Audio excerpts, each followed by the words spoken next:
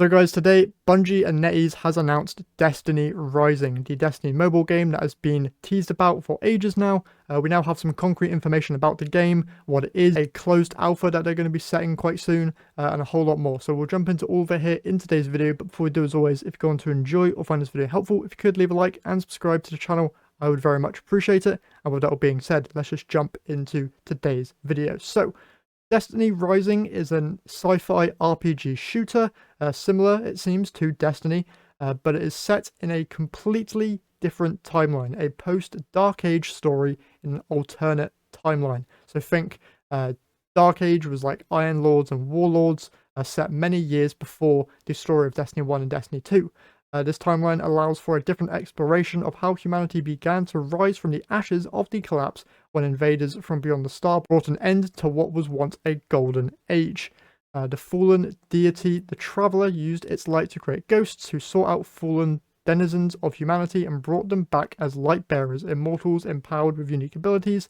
The beginning of a stage is set at the moment where humanity is putting behind these dark times and building the foundation of what will become the last city. As the survivors seek refuge, they gather in outposts like Haven to build toward a better tomorrow and gather strength against the remaining threats on Earth.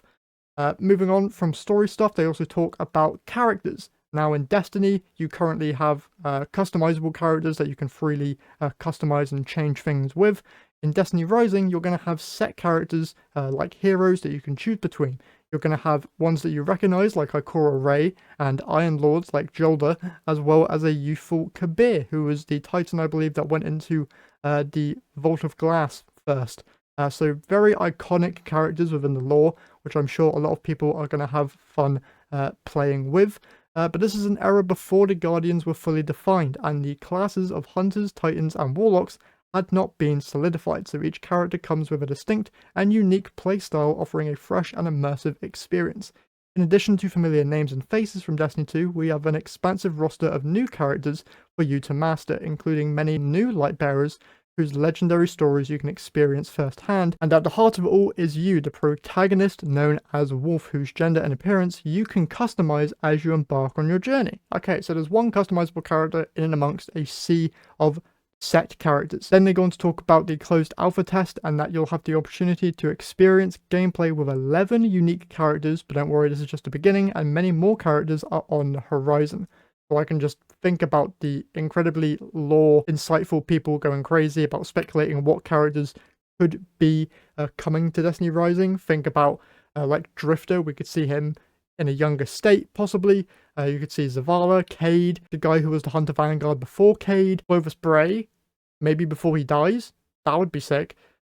Moving on, they talk about weapons and loadouts and stuff. They talk about a brand new tier above exotic, those being mythic weapons. Don't know anything more about those, but then you also see Huckleberry in some artwork, as well as Sweet Business, which is kind of cool, as well as just completely new weapons, which also look really, really sick. In terms of how weapons work, each Lightbearer has 2 weapon slots, a primary weapon and a power weapon, and then each character has their own set of weapons that they can actually equip. The Wolf can equip auto rifles as a primary weapon, grenade launchers as a power weapon, and then your inventory of weapons is shared between your characters, which is great. And then relics are what Lightbearers wield, which define their gameplay, capable of unleashing powerful supers as well as their own 2 signature abilities. In addition to a set of perks, for example, Kabir wields the Thunder Shield, granting him a shocking array of arc element attacks capable of blinding, as well as a sturdy shield that can block enemy attacks. Basically, each character is going to have their own set of supers and unique abilities. In the trailer, you see like a Hunter, I think that's Wolf with a flaming sword.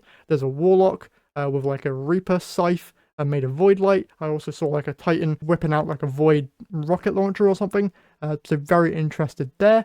In terms of game modes, there's PvE and PvP, so very interested to see what they do there. They talk about free roam exploration on destinations, Haven Op strike missions, and a raid-like Gauntlet Ops.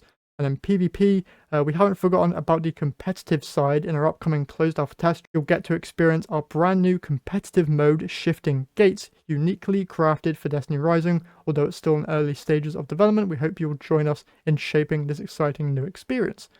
That's cool if you're a PvP guy who likes to play PvP on mobile. You're going to have new things to do inside of this game, which is definitely going to be good for separating it between Destiny 2 and Destiny Rising. One thing I do hope is that Destiny Rising doesn't end up getting more features than we have currently in Destiny 2. That would be hilarious if it did, but here's hoping that it doesn't get completely overshadowed by the new mobile game. And that's basically it. The closed alpha goes live on November 1st for the US and Canada, so you can sign up via the links in the description to get access to that. They do recommend that you have a kind of up-to-date phone, so maybe if you're rocking a Nokia brick, maybe don't sign up for that because your phone might not be able to handle it, but who knows, sign up, test what phone you got, and play the game on November 1st for those who get invited. And yeah, that's basically it for Destiny Rising. I'm very interested to learn more. The trailers looked interesting, to say the least, so very interested to see if they mention anything inside of the TWID this week, which I'll have a separate video on if they do mention anything. And yeah, that's basically it for today's video. Hopefully you guys enjoyed. If you did, remember to leave a like and subscribe. But that's it from me here today, so I'll catch you guys in the next one.